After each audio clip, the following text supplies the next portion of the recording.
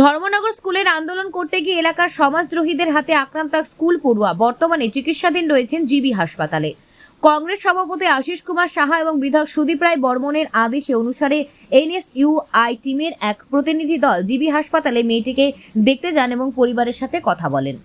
আজকে আমরা ত্রিপুরা প্রদেশ এনএসইউআইয়ের তরফ থেকে এই জিবিপি হাসপাতালে এসেছি।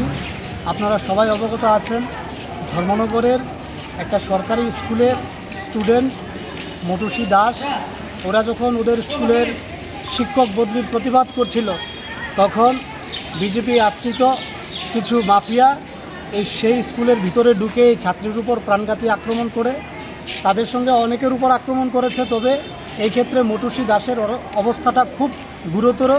আমরা নিজে গিয়ে দেখে এসেছি, ডাক্তারবাবুর সঙ্গে কথা বলেছি।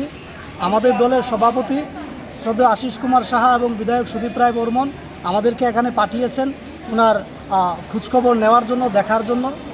আজকের দিনে যেখানে শিক্ষা মানুষের মৌলিক অধিকার, মানুষ শিক্ষা পেতে চায়, সেই জায়গায় আমরা দেখছি বিজেপির শাসনে ক্রমাগতভাবে ত্রিপুরা রাজ্যের মধ্যে শিক্ষাকে সংকুচিত করার প্রয়াস চলছে।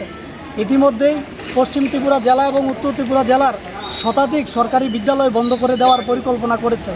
রাজ্যের প্রত্যেকটা স্কুল আজ শিক্ষক স্বল্পতায় ভুগছে।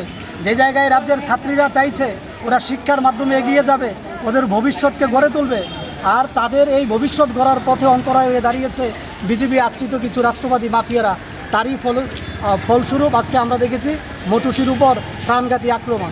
সেই জায়গায় আমরা আমাদের রাজ্যের যে শিক্ষামন্ত্রী, যিনি বর্তমানে কুম্ভকরণের ভূমিকা অবতরণ করেছেন, ওনার কাছে আমরা একটা আবেদন রাখতে চাই যে উনি যেন ওই মটুসীর উপর আক্রমণকারীদের অনতিবিলম্বে গ্রেপ্তার করান এবং তাদের উপযুক্ত শাস্তি প্রদান করান। এবং আমরা দেখেছি যখনই বিজেপি দলের কোনো নেতা মন্ত্রী অসুস্থ হয়ে জিবিপি হাসপাতালে আসেন, ওনারা দল বেঁধে এখানে এসে ফটোশ্যুট করেন। মুখ্যমন্ত্রীর কাছে এবং শিক্ষামন্ত্রীর কাছে আমাদের এনএসইউআইয়ের তরফ থেকে একটা আহ্বান থাকবেন, আপনি আসুন, সচক্ষে দেখে যান মটুসীর উপর কীভাবে প্রাণঘাতী আক্রমণ করে আজকে ওকে মৃত্যু শয্যায় সজ্জিত করে রেখেছে আপনার দলের মাফিয়ারা।